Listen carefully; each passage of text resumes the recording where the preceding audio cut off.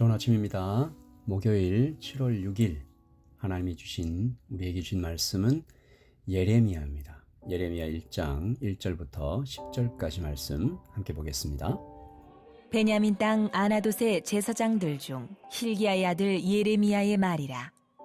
아몬의 아들 유다 왕 요시야가 다스린 지 13년에 여호와의 말씀이 예레미야에게 임하였고, 요시야의 아들 유다의 왕 여호야김 시대부터 요시야의 아들 유다의 왕 시드기야의 11년 말까지 곧 5월에 예루살렘이 사로잡혀 가기까지 임하니라. 여호와의 말씀이 내게 임하니라. 이르시되 내가 너를 모태에 짓기 전에 너를 알았고, 내가 배에서 나오기 전에 너를 성별하였고, 너를 여러 나라의 선지자로 세웠노라. 하시기로 내가 이르되 슬프도소이다. 주 여호와여 보소서. 나는 아이라 말할 줄을 알지 못하나이다. 하니 여호와께서 내게 이르시되 너는 아이라 말하지 말고 내가 너를 누구에게 보내든지 너는 가며 내가 내게 무엇을 명령하든지 너는 말할지니라. 너는 그들 때문에 두려워하지 말라. 내가 너와 함께하여 너를 구원하리라.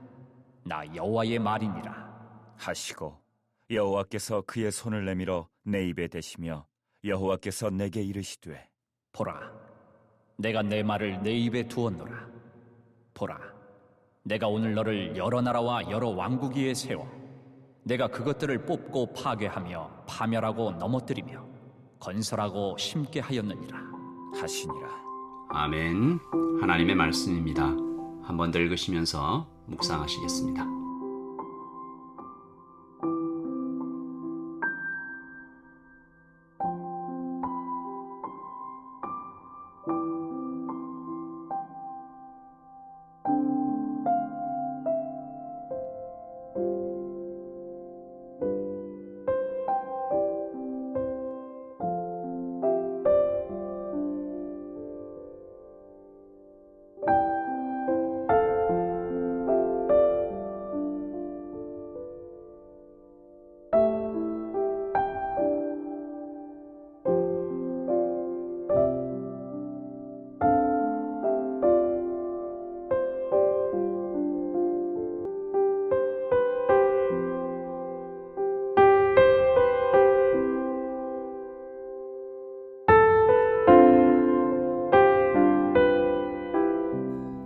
예레미야서를 읽을 때 어떤 마음이세요? 어떤 느낌이세요? 저는 읽을 때마다 좀 마음이 많이 아픕니다. 이 망해가는 나라에서 부름을 받았죠.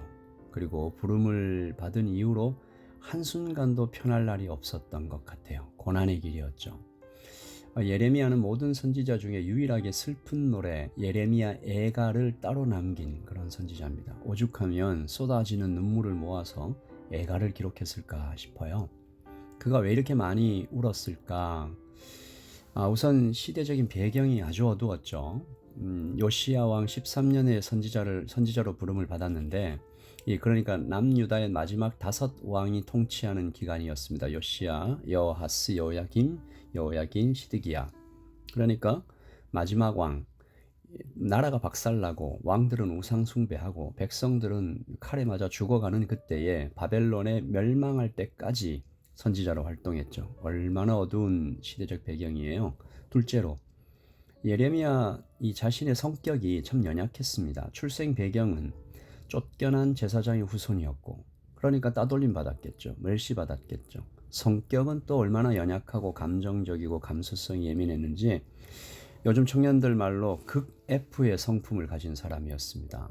예레미야서를 읽다 보면 우리가 알게 되겠지만 자신이 태어난 날을 저주하기도 하고, 모욕을 당하면 하나님께 불평하고, 그리고 자기를 괴롭힌 자들에게 재앙을 내려달라고 기도하기도 하고, 왔다 갔다 해요. 이런 사람이 망해가는 나라의 선지자로 부름을 받았으니까 얼마나 괴로웠겠습니까? 하지만 그를 압도적으로 가장 힘들게 아프게 했던 것은 사실 하나님께서 그에게 맡긴 메시지였습니다. 그가 전한 메시지 살짝만 좀 살펴보면, 나라가 망하게 될 것이다. 이제 살아날 길은 전혀 없다. 그러니까 우리는 적국 바벨론에게 빨리 항복해야 된다. 또 내가 너희를 이 땅에서 쫓아내어 너희 열조에 알지 못하던 땅에 피난 가게 될 거다. 또 이 온 땅이 황폐하여 놀램이 될 것이며 70년 동안 바벨론 왕의 포로가 될 것이다. 이 선지자가 회복과 위로의 메시지를 전해도 모자랄 판에 절망과 비극의 메시지를 계속 주시는 거예요. 뿐만 아니라 다른 선지자들, 정치가들은 안심해라, 평안하라, 소망이 있다라고 말하고 있었던 때입니다. 다시 말해서 왕을 비롯해서 모든 관리들, 백성들이 다 듣기 싫어하는 말만 전파하는 반역자로도 막 몰렸어요. 항복하자고 하니까. 이런 메시지를 극 F에 따돌림 받는 선지자가 그렇게 전하고 있으니 예레미야의 삶은 한마디로 가시밭길이었습니다. 죽을 고비를 수없이 넘겼죠. 자기 스스로도 이 같은 이 여호와의 메시지를 전하기 싫다고 막 호소를 많이 했었죠. 오늘 예레미야 1장 1절부터 10절 말씀이 바로 예레미야가 하나님께 부름을 받는 그 장면입니다. 하나님은 위엄 있게 대단한 정성으로 예레미야를 특별한 마음으로 부르시죠. 5절입니다. 내가 너를 모태에 짓기 전에 너를 알았고 내가 배에서 나오기 전에 너를 성별하였고 너를 여러 나라의 선지자로 세웠노라. 얼마나 감격적이에요. 너를 알고 있었다. 거룩히 구별했다. 이제 너를 여러 나라의 선지자로 세웠다. 당시 선지자는 대단한 영광이었잖아요. 왕과 제사장과 더불어 기름 부음을 받아 세워지는 구약의 3가지 직분 중에 하나. 그런데 이런 하나님의 메시지를 들은 예레미야가 대답을 어떻게 하는지 한번 들어보십시오. 6절 내가 이르되 슬프도소이다. 여호와여 보소서 나는 아이라 말할 줄을 알지 못합니다. 너무 슬프대요. 말을 잘 못한대요. 이 말은 스피칭 스킬이 부족하다 이런 얘기가 그걸 포함하지만 너무 성격이 내성적이고 본인이 선지자가 될 만한 깊은 영적 지식이나 탁월함이 없습니다. 이런 얘기입니다. 슬프도소이다. 하나님 왜 이런 사람을 부르셨을까? 엘리야 같은 아모스 같은 담대한 혹은 위풍당당한 이사야 같은 이런 인물을 부르셔야 할 것 같은데 왜 눈물이 많은 20살 정도였거든요. 부름받을 때 이 젊은 연약한 자를 부르셨을까?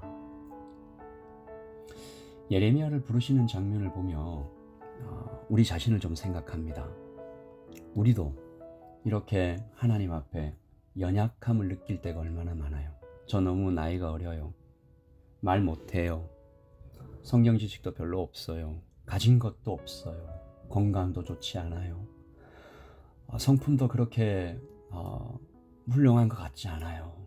없어요. 슬퍼요, 주님. 괴로워요. 왜 나를 부르세요? 저는 그냥 조용히 교회만 다니고 이렇게 있을래요. 근데요, 오늘 말씀을 우리가 정말 잘 들어야 될 것 같습니다. 하나님께서 예레미야를 격려하시는 말씀이 바로 오늘 이 땅을 살고 있는 저와 여러분에게 주시는 바로 그 말씀입니다. 목사로 살면서 오늘 예레미야의 슬프도소이다. 주 여호와여 보소서 나는 아이라 말할 줄을 알지 못합니다. 이 문장 하나가 제 마음에 정말 깊이 박힙니다. 목사로 적합한가? 나의 설교는 정말로 사람들을 감동하고 복음을 선명하게 보여주는가? 성격은 어떤가? 교회를 잘 이렇게 돌보고 있는가? 하나도 잘하는 것이 없는 것 같은 이 목사의 마음에 오늘 하나님께서 예레미야서로 얼마나 위로를 주시는지 여러분에게도 똑같은 격려가 위로가 있기를 소원합니다. 첫째, 하나님은 얘기하시죠. 나는 아이라 말하지 말라. 7절 여호와께서 내게 이르시되 너는 아이라 말하지 말고 내가 너를 누구에게 보내든지 너는 가며 내가 내게 무엇을 명령하든지 너는 말할지니라. 너의 아이덴티티를 세상이나 내 생각에 가두지 말라. 네가 누구인지는 나 하나님이 정했다. 너는 내가 택하고 부른 나의 선지자, 성도, 목사, 하나님의 아들과 딸이다. 그러니까 너가 할 일은 너의 능력이나 너의 정체성에 휘둘리는 것이 아니라 다만 하루하루 순간순간 순종하는 것이다. 누구에게 보내든지 가라. 무엇을 말하라고 하든지 그대로 말하라. 둘째, 너는 그들 때문에 두려워하지 말라. 8절이죠. 너는 그들 때문에 두려워하지 말라. 내가 너와 함께하여 너를 구원하리라. 나 여호와의 말이니라. 사람에게 의지하지 말라. 사람을 무서워하지 말라. 모든 이보다 크신 나 하나님을 두려워하고 나 하나님과 함께하라. 하나님이 너와 항상 함께 영원히 있을 것이다. 나는 이것을 나 여호와의 말로 보증한다. 사람 두려워하고 사람 의지하다가 넘어지는 사역자, 넘어지는 성도 얼마나 많은지 몰라요. 교회 안에서 사람과의 갈등 때문에 그냥 넘어져 버리고 하나님께서 이렇게 정말로 영적인 성장으로 이렇게 올려 가시는데 그만 거기에 걸려서 툭 떨어져 버리는 사람들. 너는 그들 때문에 두려워하거나 의지하지 말라. 셋째, 내가 내 말을 내 입에 두었다. 9절이죠. 여호와께서 그의 손을 내밀어 내 입에 두시며 여호와께서 내게 이르시되 보라 내가 내 말을 내 입에 두었노라. 보라 내가 오늘 너를 여러 나라와 여러 왕국 위에 세워 내가 그것들을 뽑고 파괴하며 파멸하고 넘어뜨리며 건설하고 심게 하였느니라. 아멘. 하나님께서 이렇게 말씀하시지 않죠. 내가 너한테 말 잘하게 해줄게. 돈을 많이 이렇게 가지고 있는 후원자들을 붙여줄게. 그리고 몸을 건강하게 해줄게. 물론 그것도 필요하겠죠. 그러나 하나님은 그것보다 훨씬 더 근본적이고 본질적이고 더 능력 있고 더 강력한 하나님의 말씀을 주십니다. 창조의 권능이 담긴 말씀. 이 말씀이 선포되면 나라와 왕국이 뽑고 파괴되며 건설하며 심게 될 것이다. 여러분에게도 저에게도 하나님의 말씀이 우리의 입술에 주어졌습니다. 손을 내밀어 내 입에 대시며 내가 내 말을 내 입에 두었노라. 우리가 하나님 앞에 다 같이 서 있습니다. 하나님의 말씀 앞에 두려워 떱니다. 이 오클랜드와 이 자라나는 다음 세대와 라이트 처치, 로드십, 오직 주님만을 모시며 인스피레이션, 성령 충만한 예배를 드리며 제너레이트, 믿음의 세대를 일으키며 호프 사역을 함께하며 복음으로 변화되는 이런 걸 우리가 감당할 수 있을까? 우리는 작은데, 우리는 연약한데. 아니요. 너는 아이라 말하지 말라. 너는 그들 때문에 두려워하지 말라. 하나님께서 내 말을 내 입에 두었다. 오늘 이 말씀을 생각하면서요, 좀 꿈을 꾸십시다. 예레미야를 세우시고 왕국의 선지자로, 5 왕의 선지자로 세우신 하나님께서 지금도 살아계십니다. 라이트 처치를 세우셨습니다. 우리를 이 교회의 성도로 부르셨습니다. 오클랜드를 품게 하셨습니다. 믿음의 세대를 일으키라는 비전을 주셨습니다. 하나님의 말씀을 우리에게 두셨습니다. 오늘 아침에 이 말씀을 듣는 우리 모두에게 하나님의 꿈, 하나님의 비전, 이 땅을 세워갈, 믿음의 세대를 살려갈, 하나님의 말씀으로 나라가 뽑고 파괴되며 건설하며 심겨지는 일들을 경험할, 믿음의 세대가 주님 앞에 엎드리는 것들을 감격적으로 목도할 하나님의 사람들을 부르십니다. 너를 모태에 짓기 전에 너를 알았고 내가 배에게서 나오기 전에 너를 성별하였고 너를 여러 나라의 선지자로 세웠노라. 우리는 왕, 제사장, 선지자로 부름받은 하나님의 아들과 딸입니다. 기도하겠습니다. 하나님 감사합니다. 예레미야 같습니다. 연약합니다. 상황이 어렵습니다. 팬데믹 이후에 경제도 좋지 않습니다. 그리고 이때에 이 백성들에게 차별금지법과 본인 성별 지정 법안이 선포된 이 나라에서 하나님의 말씀을 들고 직장에서, 가정에서, 교회에서 하나님의 사역들을 해나가야 됩니다. 슬픕니다. 두렵습니다. 그러나 하나님께서 우리에게 말씀하십니다. 너는 아이라 말하지 말라.